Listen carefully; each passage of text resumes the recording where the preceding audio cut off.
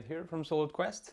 We're here again. Today we're here to talk about Raiders of the North Sea. Let me tell you, I'm in love with this game right now, to be honest. I mean, this is exactly the game I kind of was missing in my collection. That mid-range worker placement game where, I mean, it's not super complex, but there's complexity enough to allow you to have a lot of options when you're playing the game.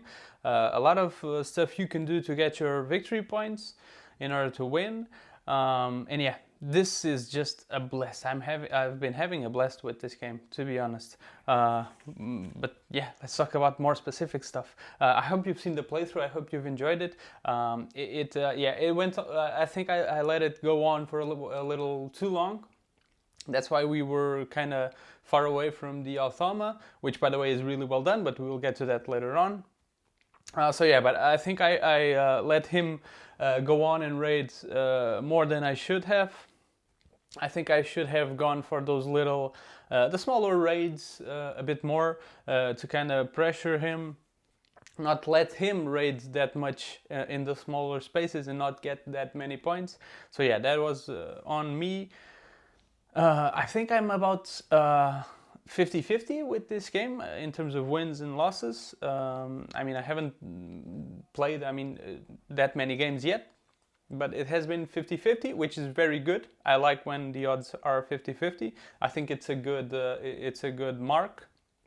I mean, if I get more experience with the game, it's probably going to balance it out or even maybe go 60-40, I don't know.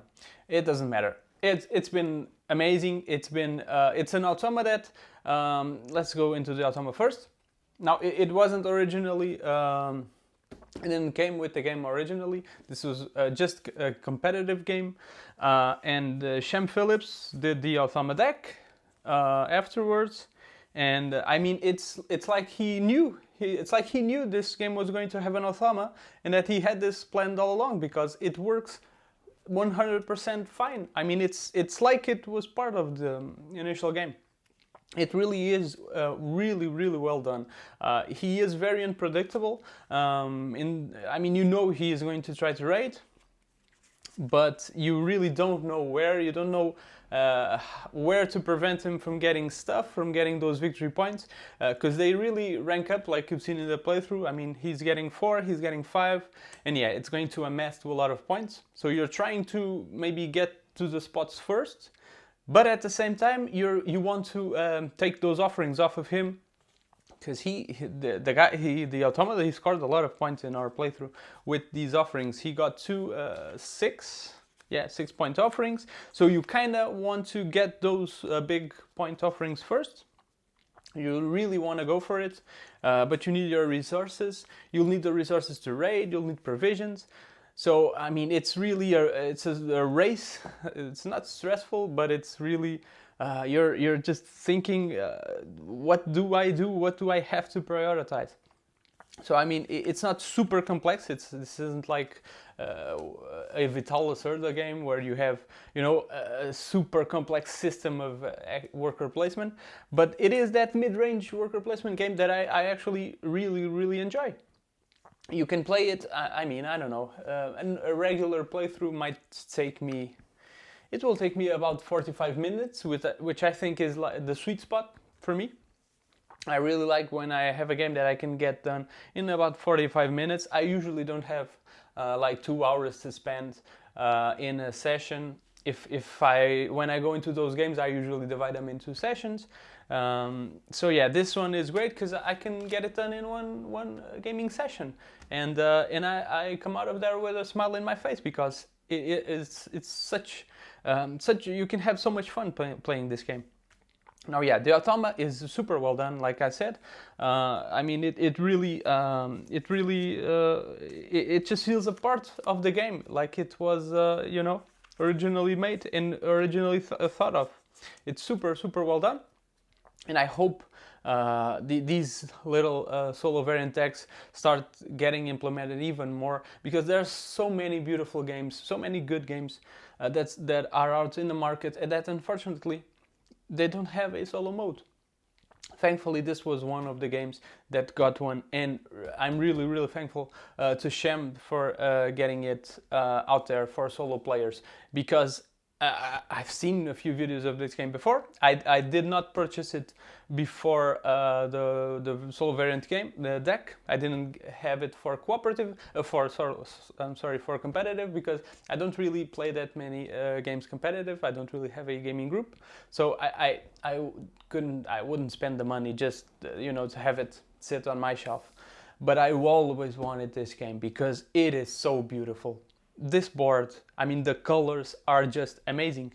I hope the playthrough, the video, can transmit the beauty that this board, the beauty it gives it into your table when you set it up in there. I mean, the colors are just amazing. I love the artwork. I mean, I know it might not be for everyone. It's kind of these cartoony characters. But they're not childish. It's not childish cartoons. They are very well done. I really love the artwork and the color palette that they've gone for. I mean, the colors are super vibrant. I mean, they really stand out when you have this sit on your table. Yeah, I mean, in terms of components, yeah, the visual itself, I mean, I wanted to buy the game even before I saw how to play it. But then when I saw it wasn't solo, I didn't buy it. As soon as the deck came out, yeah, I had to get it. I knew I had to get it. And thank God, it is an amazing game. Yeah, in terms of components, as I was saying, again, big thumbs up for Garfield Games, because you have those metal coins. Oops. You have those metal coins right in the base game. You don't have to get add-ons or purchase them additionally. You have this right in your base game, and they feel wonderful. They have these they're irregular. I mean, they kind of look like coins would look like in that period, I believe. They are really great to hold on to and to use. Apart from that, you have your provisions here. So good cardboard. I really like the drawing. I know there's a collector's box where you can get you can put your base game in the two expansions, Fields of Fame and Halls of Heroes, which we will eventually have a playthrough of as well. We will eventually have a playthrough with this game and both the expansions. But that will be a bit later on, not just yet, because I don't have the expansions yet. But yeah, there's a collector's box where you can store all of that, and that collector's box comes with wooden provisions. So if you're into that, there's also the possibility of getting wooden tokens for this, but honestly, I really like the look of this. Yeah, I'm a big fan of detailed cardboard tokens, so yeah, I was pretty much fine with this. Apart from that, you have your workers. I really like this system of different workers. Well, first of all, I love the you only get one worker, you place one, you pick up another one. It's super fresh. It's worker placement. I mean, it's probably the most used mechanic in board gaming history. I don't know, I'm just throwing it out there, but it probably is. I mean, there's so many games like it. But this one, it really feels fresh, because you're not just placing a worker, selecting one action, or having, X number of workers and being able to recruit more workers.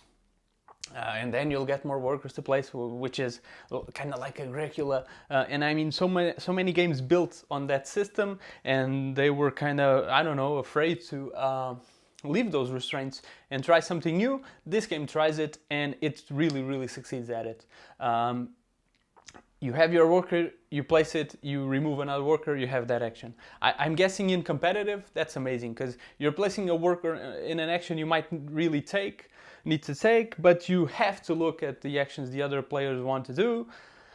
So yeah, in competitive, I guess this is going to take a little bit longer, because you really want to limit the other guy's actions as well. But in solo, it's wonderful. It's really a great system. You have to, you also have to look ahead and think, am I going to need this anytime soon or not? Or do I really need to put my worker right here, right now? Because maybe next turn I want to take it out of there, so I place it there now. there's a lot of variant things, a lot of stuff that you might want to be thinking. And again, there's another different aspect: the different workers.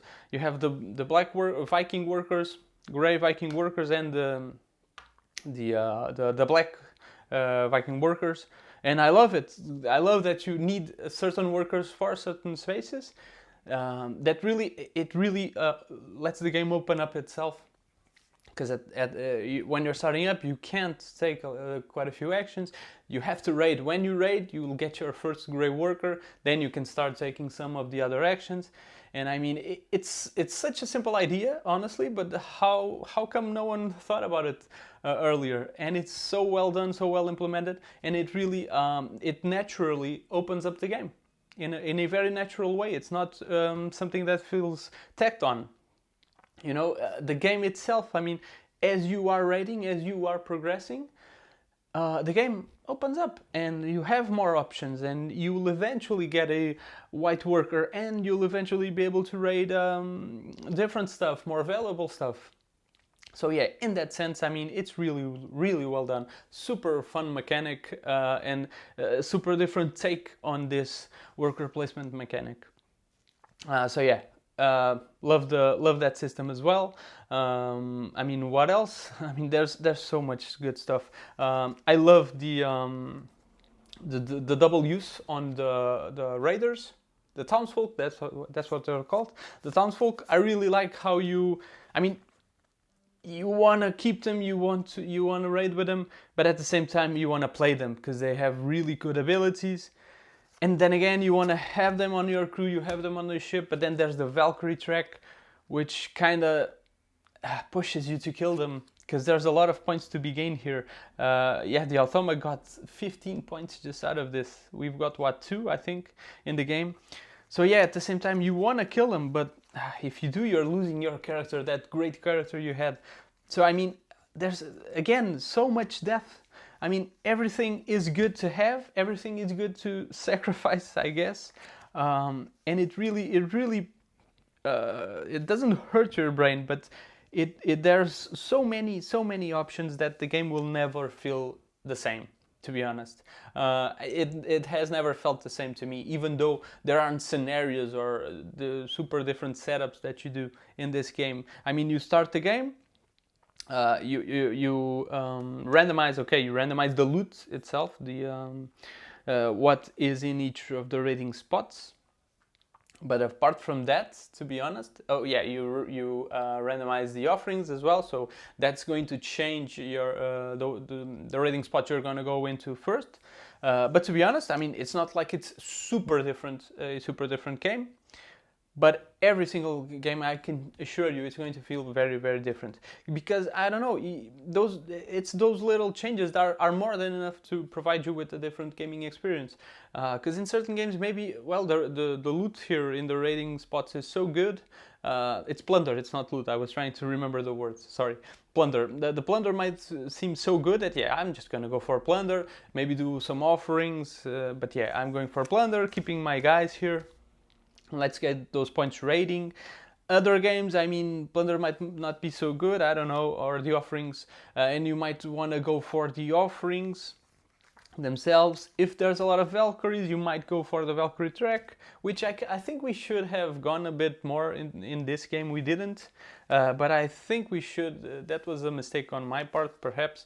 Should have gone and took a few more Valkyries, because yeah, the Automa doesn't really. It's not a big penalty if he takes the Valkyries, but he gets a great boost in points. So yeah, there's a lot of variability, a lot of paths to victory in this game, which I love. I think that's really the important meaty stuff in a worker placement for me, is to have a lot of options to pursue in order to win. Not having just one clear path, you gotta do this or else. No, this game provides you with a lot of stuff. So yeah, it's really fun to play. I mean, as a solo game, yeah, I don't know if it's my favorite worker placement right now, but it's close to that spot. It's that good for me. I mean, I really, really enjoy it. Yeah, I mean, I won't compare it to other worker placements. I think that's kind of unfair because I mean, they are different games. They're not trying to be the same stuff. But still, as a mid-range worker placement, I totally recommend you to get this game if you can. That's Raiders of the North Sea. Yeah, you will have to get the Althama deck separately. I will leave a link in the description to the online store where you can get it. I believe it's the only place right now where you can buy this.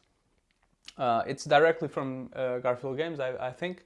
Yeah, so yeah, that's Raiders. Really super fun, really beautiful. I mean, yeah, it's such a great package, and it's such a small package. I mean, the box. Look, when I saw the board on a few playthroughs before I bought it, I've seen a few videos. I mean, the board is big. I would say it's a big board. Sorry, and I thought, wow, that game is going to be huge. No, it all fits right here, and it fits really well. I mean, it's not that it's jammed in there. No, it's not. Everything fits in fine. Everything is beautiful. The box is beautiful. Even the box, it has that that UV spot. I don't know what's it called. That little effect. I mean, there's so many, such a good quality all overall on this game that, yeah, to be honest, it has to be highly praised on my part. I mean, I love this game, and I'm really looking forward to trying out future games from Garfield Games, because it seems they are going to bet a little bit more on the solo aspect as well. Architects of the West Kingdom, which is coming up, and we will have it on the channel as well. Already comes with a solo mode implemented in the base game itself. So yeah, it's really good to see, you know, that care for the solo board gamer. The care to have a solo mode in your games, and yeah, it's so good when games like this have it, because I mean, it would be a crime, you know, to have to not release this solo variant deck. I mean, it really would, because we would be missing out on an amazing worker placement game. I love it. And yeah, and that's Raiders of the North Sea. I'll stop it right here. I'll stop my praise because I'm probably bothering you with it. Oh, I didn't talk about the tokens. Well, you've seen them in the playthrough. I mean, the plunder tokens. In terms of quality, I mean, yeah, they're fine. They're tokens. They are customized tokens. Yeah, I kind of skipped that. Sorry. Customized tokens, which is always fun. I mean, they could have gone with, you know, the yellow squares for gold, gray squares for iron, black squares for Valkyries, and brown squares for cattle. They didn't. They went and did and personalized each of the tokens. So yeah, again, it's the same. I'm praising it again. Yeah, it's really a great package, and it's not, you know, not an expensive game. So I mean, I'm not one to score games, but I can tell you if I like it or not. And this one, I love it. Yeah, Raiders of the North Sea. Please check out the playthrough if you haven't. Really, it's for your own sake. Really fun game. Have a look if you haven't yet. And yeah, that's it for me. I'll see you on the next one, guys. Bye bye.